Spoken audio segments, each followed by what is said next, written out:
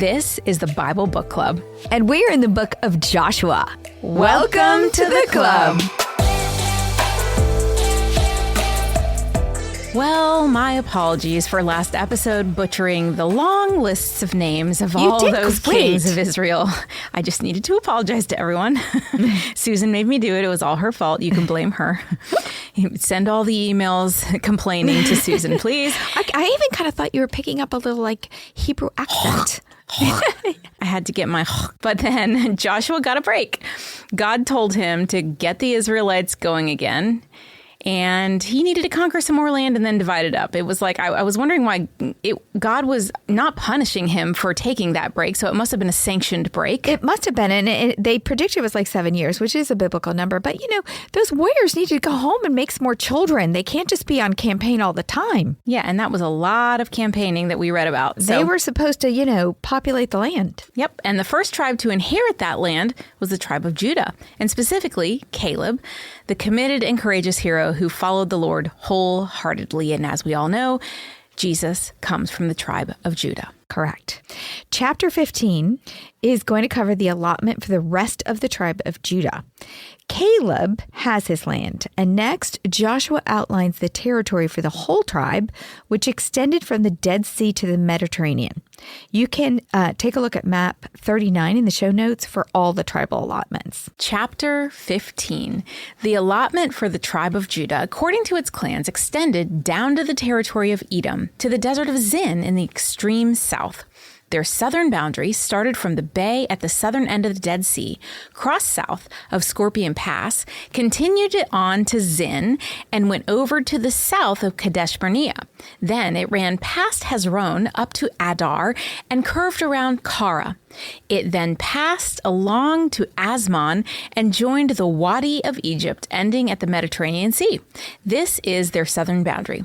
The eastern boundary is the Dead Sea, as far as the mouth of the Jordan. The northern boundary started from the Bay of the Sea, at the mouth of the Jordan, and went up to Beth Holgah, and continued north of Beth Arba to the stone of Bohan, son of Reuben. The boundary then went up to Debir from the valley of Achor and turned north to Gilgal, which faces the pass of Adumim, south of the gorge. It continued along to the waters of En-Shemesh and came out at En-Rogel. Then it ran up the valley of Ben-Hinnom along the southern slope of the Jebusite city, that is, Jerusalem. From there, it climbed to the top of the hill west of the Hinnom Valley at the northern end of the valley of Rephaim. From the hilltop of the boundary headed toward the spring of the waters of Neptah, came out of the towns of Mount Ephron and went down toward Bala, that is Kirath Jearim. Then it curved westward from Bala to Mount Seir, ran along the northern slope of the Mount Jearim, that is Kahlom, continued down to Beth Shemesh, and crossed to Timnah. It went to the northern slope of Ekron, turned toward Shikron, passed along to Mount Bala, and reached Jabneel. The boundary ended at the sea. The western boundary is the coastline at the Mediterranean Sea. These are the boundaries around the people of Judah by their clans. Aren't we so glad that the Mediterranean Sea is still the Mediterranean Sea? That was the only word I knew in there. Okay, good job. All right, that is a huge boundary that, again, if you just look at the map, will make it all clear in your head. Now, next, we have more about Caleb's land in Judah and a special land allocation for Caleb's daughter. I love this story. Verse 13. In accordance with the Lord's command to him, Joshua gave to Caleb, son of Jephunneh, a portion in Judah, Kira Arba, that is Hebron. Arba was the forefather of Anak. From Hebron, Caleb drove out the three Anakites, Sheshai, Amin, and Talmai, the sons of Anak. From there, he marched against the people living in Debir, formerly called Kirath Sefer. And Caleb said, I will give my daughter Ashka in marriage to a man who attacks and captures Kirath Sefer. Othniel, son of Kenaz, Caleb's brother, took it. So Caleb gave his daughter Ashkath to him in marriage. One day, when she came to Othniel, she urged him to ask her father for a field. When she got off her donkey, Caleb asked her, "What can I do for you?" She replied, "Do me a special favor. Since you have given me land in Negev, give me also springs of water." So Caleb gave her upper and lower springs. I like your little change the female voice there. Very good. Damsel in distress. She's Do not me a favor, Daddy. Please, Daddy, can I please have some land? You're doing accents and you're doing personalities. I'm into it. Okay, so a little confusion there. It says when she urged her husband to ask her father for a field, and they do think he did get the field from the father. Then there's this space. When she got off her donkey, Caleb asked her, "What can I do for you?" So that's a later visit. Just so you know, they do think that two things are happening there. Now, Caleb may be old, but he is not dead. And with the Lord on his side, he proceeds to take out the giant Anakite tribes. Ironically, he accomplishes this without the help of the hundreds of thousands of men in the 10 chicken tribes that bailed on him and Joshua 40 years ago. Rather, he does this with only his men. I'm not sure how many he had, but must have been a lot less. Then he continues on to Debir, and possibly a little fatigued, because after all, he is like 90. He uses creative strategy to gain assistance. He offers a reward, his daughter, Aksa, in marriage to anyone who captures the city. Caleb is a smart man who does not want to be related to Caleb. They were probably always all trying to kill to get this girl.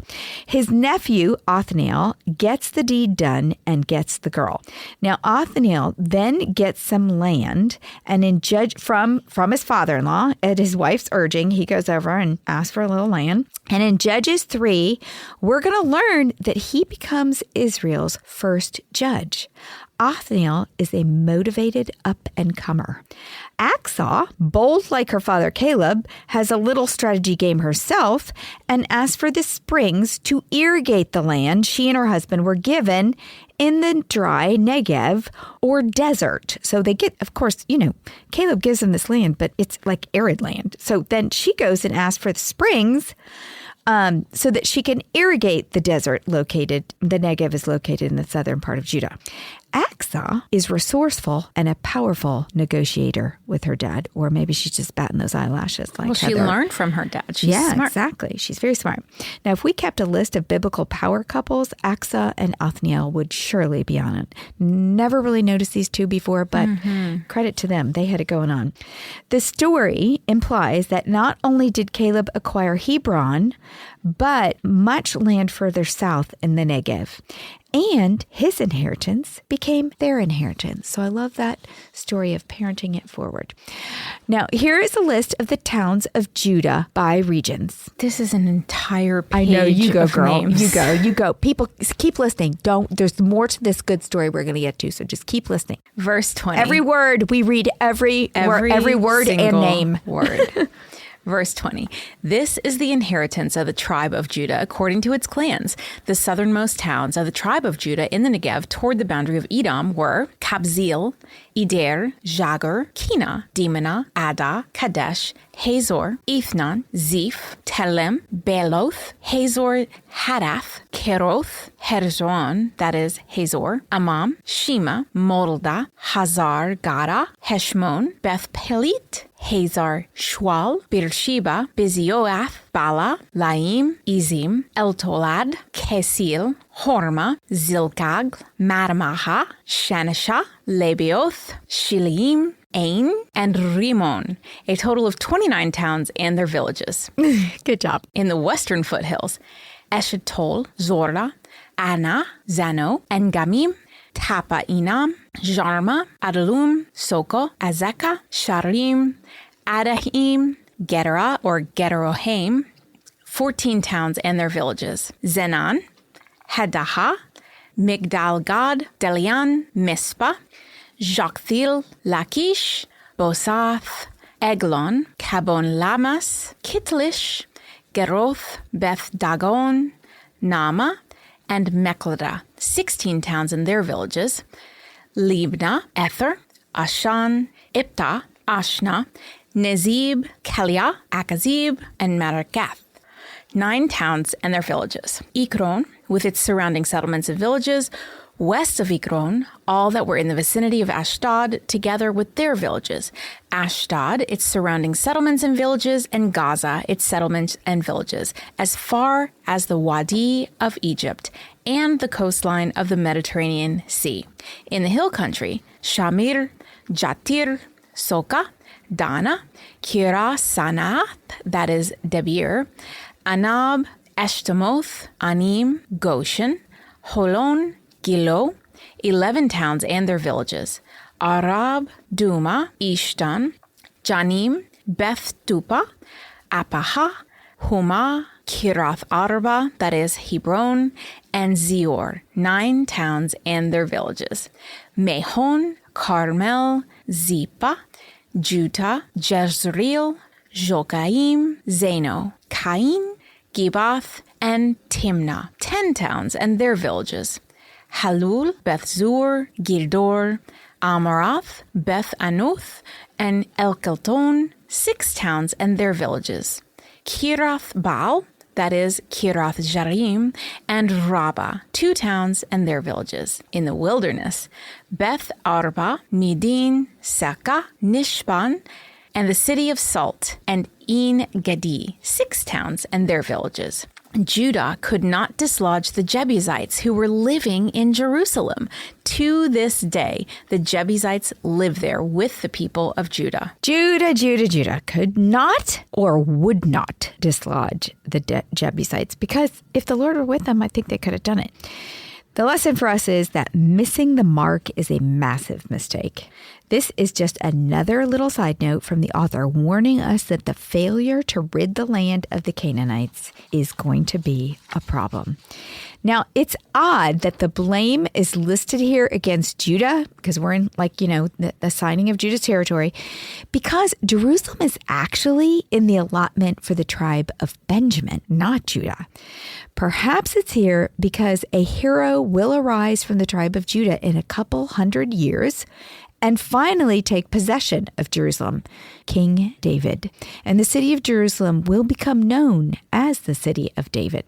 Now, the tribe of Judah does bear a lot of responsibility as the leader tribe for a good reason. Jacob prophesied about Judah way back in Genesis 49, and this is what he said. Genesis 49, verse 8, Judah, your brothers will praise you. Your hand will be on the neck of your enemies. Your father's sons will bow down to you.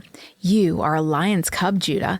You return from the prey, my son. Like a lion, he crouches and lies down like a lioness. Who dares to rouse him?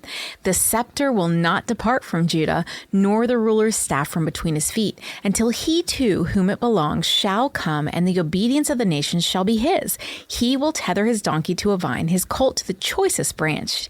He will wash his garments in wine, his robes in the blood of grapes. His eyes will be darker than wine, his teeth whiter than milk.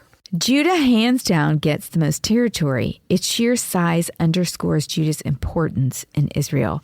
First and foremost, Judah is the privileged tribe in the line of Christ. It is prophesied right here. The lion figuratively represents kingship, and the tribe of Judah would rule in Israel until he whom it belongs, or the Messiah, comes. Verse 11 and 12 refers physically to the portion of land Judah was given, the wine district in the south, and it refers symbolically to the nation of Israel as the vine which God has planted and which we as Gentile believers are grafted into. Today, we call Hebrew people Israelites or Jews, which is short for Judahites. Moving on to chapter 16. This is the allotment for Ephraim and Manasseh. Now, Ephraim and Manasseh are Joseph's sons and represent Joseph's double portion blessing bestowed upon him by his father Jacob back in Genesis. The tribe of Ephraim and the western half-tribe of Manasseh are the largest in what will become the northern kingdom of Israel. In fact, later in the Bible, the northern kingdom is sometimes called Ephraim, while the southern kingdom is called Judah, because both of these tribes dominate in those two section. So right now we have 12 tribes, but the whole nation of Israel is going to become divided between the northern and the southern kingdoms. I won't try to describe their borders. Just check it out in the map in the show notes. All right, chapter 16. The allotment for Joseph began at the Jordan, east of the springs of Jericho, and went up from there through the desert into the hill country of Bethel. It went from Bethel, that is Luz, crossed over to the territory of the Arkites into Aroth, descended westward to the territory of the Jephthhites, as far as the region of the lower Beth Horon and on to Gezer, ending at the Mediterranean Sea. So Manasseh and Ephraim, the descendants of Joseph, received their inheritance. This was the territory of Ephraim, according to its clans. The boundary of their inheritance went from the Atrath Adar in the east to the upper Beth Horon and continued to the Mediterranean Sea. From Michmahath on the north, it curved eastward toward Ta'anath, Silo, passing by it to Jano in the east. Then it went down from Jano to Ataroth and Naarah, touched Jericho, and came out at the Jordan. From Tapua, the border went west to the Ka ravine and ended at the Mediterranean Sea. This was the inheritance of the tribe of the Ephraimites, according to its clans. It also included all the towns and their villages that were set aside for the Ephraimites within the inheritance of the Manassites. They did not dislodge the Canaanites living in Gezer. To this day, the Canaanites live among the people of Ephraim, but are required to do forced labor. I hope you've noticed this pattern. I think the scribe who wrote this is a little old man who thrives on bad news. Now, we know that this book is attributed to Joshua, but I almost feel like the scribe keeps adding these little notes. He makes these little additions after he describes the good news of the land allotment. It's like, don't get too excited because there's a problem on the horizon. It's like your mother when she gives you good news. So-and-so bought a new house, but they'll never get their money out of it. Or so-and-so got a new job, but he travels all the time and will miss all of his kids. He'll probably end up getting a divorce. The author's message is clear. The tribes did get the promised land, but they aren't going to keep it. Failure to execute opens the door to exile. That's the lesson to us. Unlike Moses, Joshua, and Caleb, Israel's general population is not as committed to obeying God. In this case, Ephraim is putting themselves at risk for Canaanite influence. All right, chapter 17, the allotment for Manasseh continued. This was the allotment for the tribe of Manasseh as Joseph's firstborn, that is, for Machir, Manasseh's firstborn. Machir was the ancestor of the Gileadites, who had received Gilead and Bashan because the Machrites were great soldiers. So this allotment was for the rest of the people of Manasseh, the clans of Abiezer, Halek, Asriel, Shechem, Hepher, and Shemida.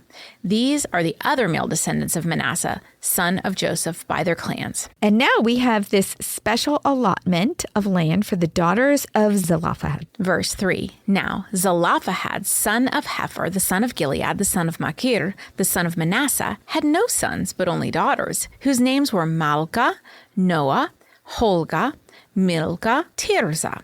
They went to Eleazar the priest, Joshua, son of Nun, and the leaders and said, "The Lord commanded Moses to give us an inheritance among our relatives." So Joshua gave them an inheritance along with the brothers of their father, according to the Lord's command. Manasseh's share consisted of 10 tracts of land besides Gilead and Bashan, east of the Jordan.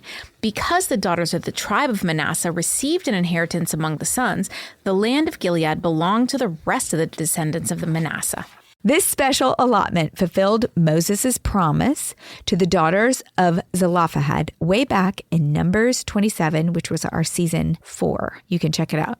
Because Zelophehad had no sons, his daughters had come to Moses and they were worried because when they eventually got their land, his name would disappear from the tribe and his allotment would be assigned to his brothers instead of to his children.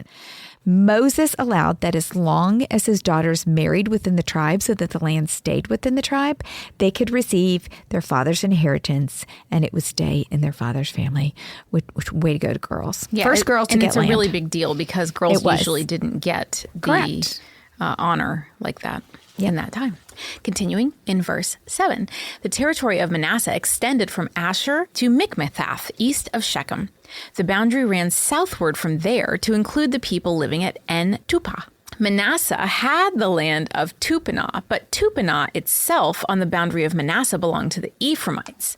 Then the boundary continued south of the Kana ravine. There were towns belonging to Ephraim lying among the towns of Manasseh, but the boundary of Manasseh was at the northern side of the ravine and ended at the Mediterranean Sea.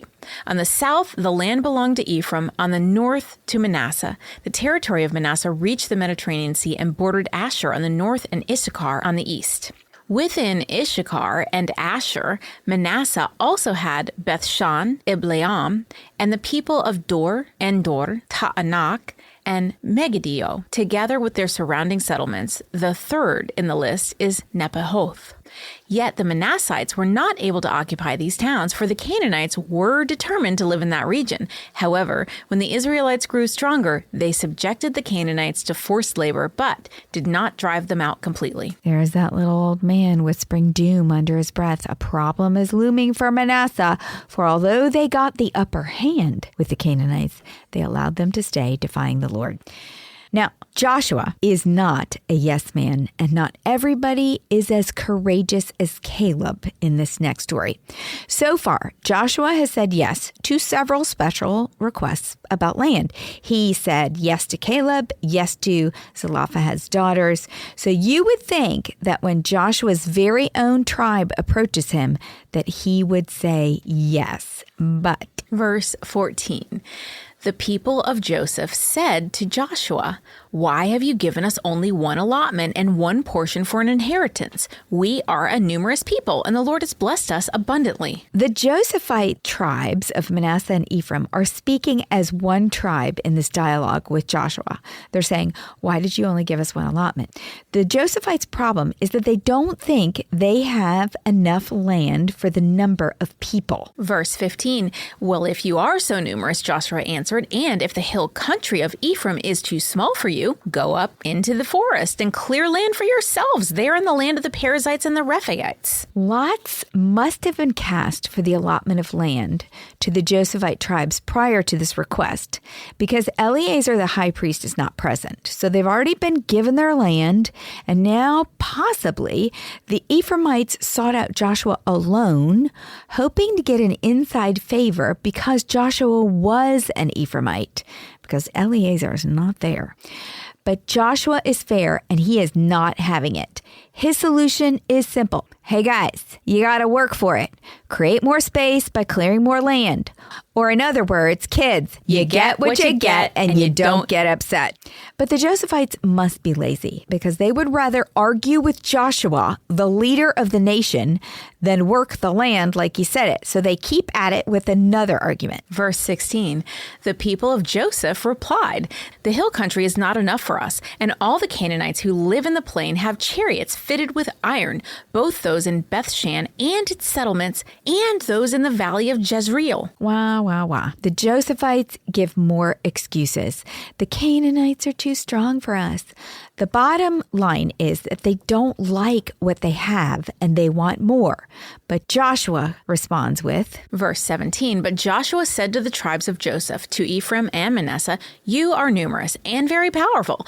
You will have not only one allotment, but the forested hill country as well. Clear it, and its farthest limits will be yours. Though the Canaanites have chariots fitted with iron, and though they are strong, you can drive them out." Joseph responds with a definite no, and he has a good reason. First of all, they are huge tribes, especially the tribe of Manasseh in particular.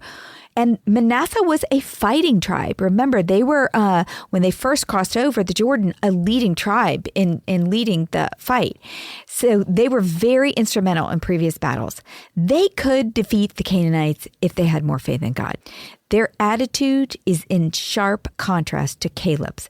Caleb believed in the promise, and because of that, was undeterred in conquering anyone in his way, knowing that God would be with them. And he defeated the Anakites literally with not even the whole tribe of Judah, just this clan. It sounds like, we're not sure, but whatever. Second, the Josephites really have 3 allotments of land, not one. They have one on the east side of the Jordan. Remember that half tribe of Manasseh? And then 2 on the west, because the other half tribe of Manasseh gets an allotment, and Ephraim. Now, from Heather's reading, you'll know some of it is mixed up. It is a little mixed up, like part of Ephraim's is and theirs, and the Issachar's, etc. If you look at the map in the show notes and put East Manasseh together with West Manasseh, it is almost as big as Judah's territory. Add Ephraim's territory, and it probably is about the same size as Judah's, which makes me think, did the Josephites have a little entitlement problem? Because their ancestor Joseph saved Israel, and now their man Joshua is in charge. Therefore, are they not as great as Judah? Why does Judah get all the land? Well, the tribes are finally all settling into the promised land, but there are cracks in their faith, and sin is slowly, almost imperceptibly seeping in. I don't know if you could feel it, but it seems to me after most of those lands were allotted, the little old man was saying, but they failed to do something. And isn't that the way it goes with us? Slowly but surely, we kind of give a little here, give a little there, rationalize this, rationalize that. And that sin, we just develop those little cracks in our faith that sin seeps into. And before you know it, we've made some of those same mistakes the Israelites are making.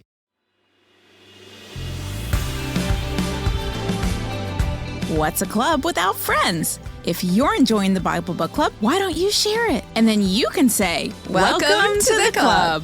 New episodes drop every Monday, and get all episodes now on Amazon Music. As always, head over to susanme.com/Bible Book Club for show notes from today's episode. Bible Book Club is hosted by Susan Merrill and Heather Rubio, edited by Buck Buchanan, produced by Hayley Mawat.